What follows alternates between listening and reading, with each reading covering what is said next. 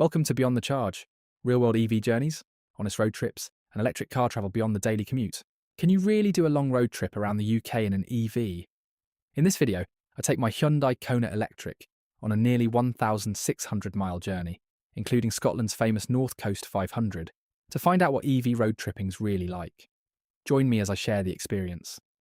Starting out from Stoke-on-Trent to Glasgow with 100% battery and 298 miles of range, the plan is simple. Head north up the M6 and make our first charging stop at Gretna Green using the Tesla Supercharger network. Our first planned stop was Gretna Green. Plenty of chargers available, so we grabbed lunch, stretched our legs, and used the facilities before getting back on the road. Arriving into Glasgow with 51% battery and 147 miles of range remaining. No range anxiety here. The second stop was in Glasgow.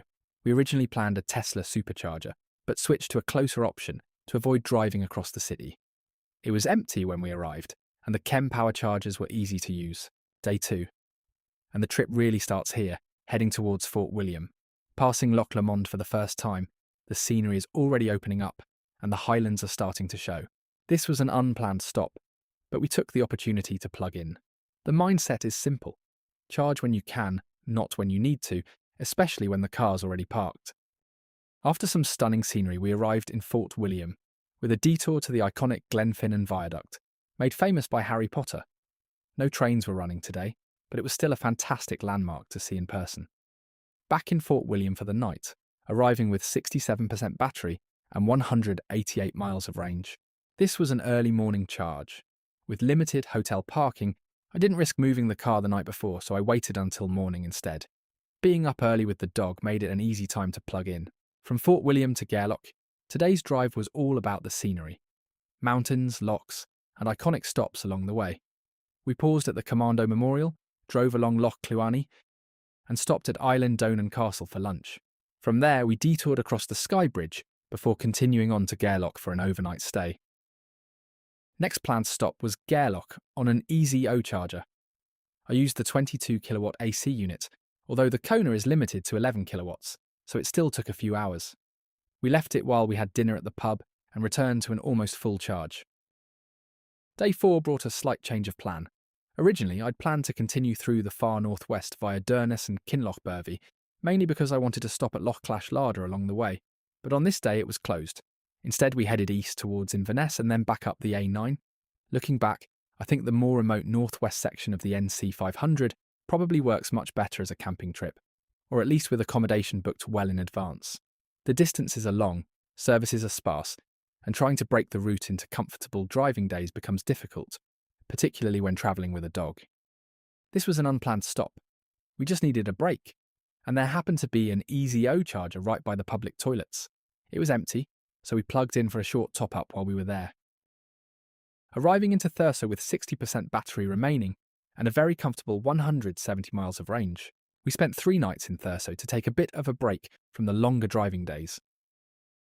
Day 5 was a loop out to Dunnet Head, the most northerly point on mainland Britain, before heading to the famous John O'Groats sign, then driving down the east coast to Wick and back to Thurso. After around 60 miles of driving, the battery was down to 32%, with 87 miles of range remaining. Planned charge, but it highlighted an EV frustration. The DC charger was limited to 45 minutes, which wasn't enough to reach 80% in the Kona. At the end, the cable didn't release, so I had to use the emergency stop, which could easily catch people out. I didn't reach my target 80% on the previous charge, so I needed a top-up before the next leg. I found a slow 7 kilowatt pod point at Tesco and plugged in early, leaving it for a few hours. One thing to be aware of is parking restrictions at public chargers. Just because you're charging doesn't always mean you can stay parked, so it's important to read the signage. Day 7, Thurso to Inverness, a 109-mile drive. We only stopped once for a comfort break, again at Helmsdale as we already knew it was convenient. No charge was needed anyway, but none was possible either. Despite the unit having CCS, CHAdeMO, and Type 2 connectors, it can still only charge one car at a time, and it was already occupied. Planned stop in Inverness for lunch at the Victorian Market. Older superchargers can have short cables, so positioning across bays may be needed depending on your charge port. Just 15 minutes after charging in Inverness, we'd arrived at Loch Ness. Day 8 was spent in Inverness on a boat trip, so we didn't take the EV and used the petrol car instead, as that's the one set up for the dog. But if we had taken the EV, it would have used roughly 28 miles of range, leaving the 119-mile drive to Aberdeen still comfortably within range, with no need for any additional charging stops. Day 9. Inverness to Aberdeen, a straightforward 119-mile drive. Starting from the hotel by Loch Ness, no charging was planned for today, just a simple run across to Aberdeen. A relaxed drive down to Aberdeen with a quick lunch stop at a garden centre along the way. Day 10. Aberdeen to Edinburgh. Before leaving Aberdeen, we made a quick detour down to Loch Ness Lighthouse, hoping to spot some seals along the coastline, but unfortunately, no luck this time.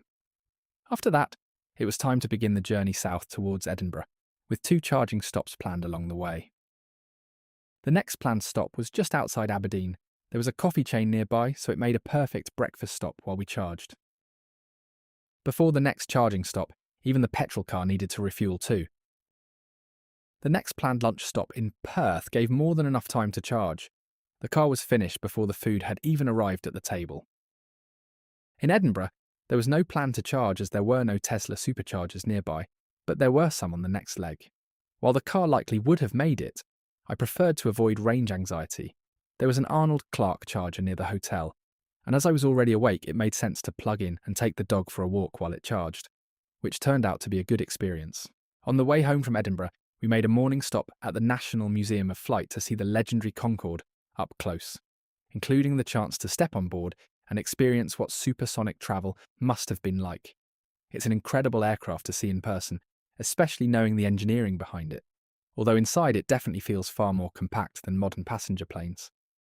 From there, we continued south towards Union Bridge on the border with England, before beginning the final 2 charging stops of the trip home.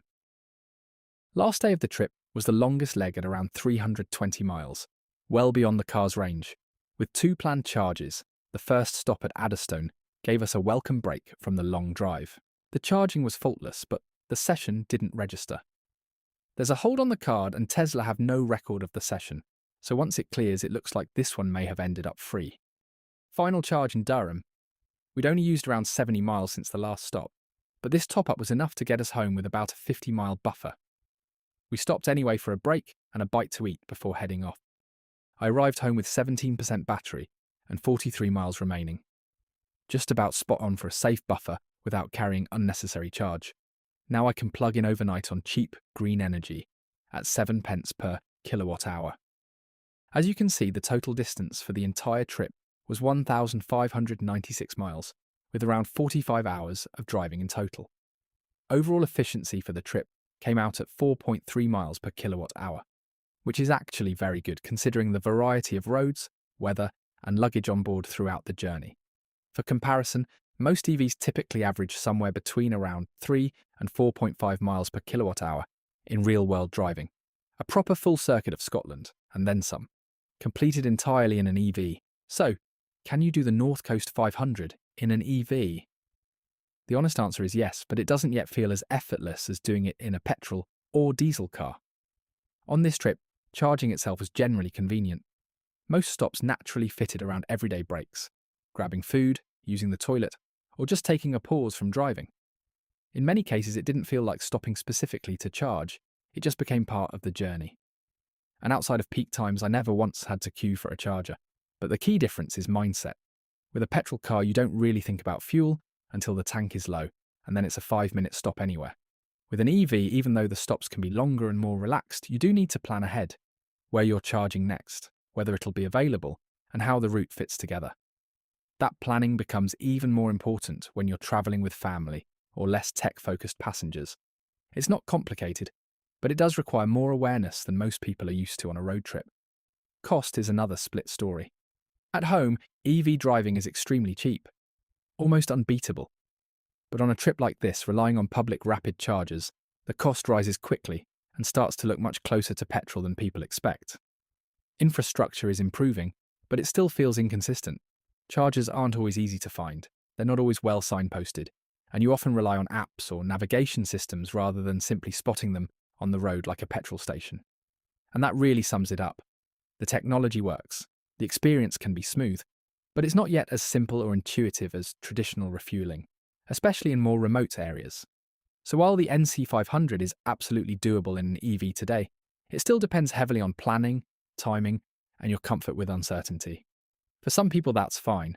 For others, especially those wanting maximum flexibility and simplicity, petrol still has the edge for now. One thing this trip really reinforced for me is that the future of EV road trips, not just in the UK but everywhere, probably isn't ultra-rapid charging alone. It's overnight destination charging. Ideally, you arrive at your hotel, campsite or accommodation, plug the car in, leave it overnight and wake up the next morning with a full battery. The car charges slowly while electricity demand is lower and often cheaper, and you're not wasting time specifically waiting to charge during the day. And honestly, this approach would probably be far easier and cheaper to scale as well. Instead of installing 1 or 2 expensive rapid chargers, many locations could install a dozen or more simple load-balanced 7 kilowatt chargers across their parking spaces. For most overnight stays, that's more than enough. I think both the UK government and the charging industry need to focus far more on encouraging businesses and accommodation providers to add this kind of charging infrastructure, rather than continuing to treat EV charging exactly like replacing a petrol station. Because long-term, the real advantage of EVs isn't necessarily charging as fast as possible. It's charging while the car is already parked and not being used anyway.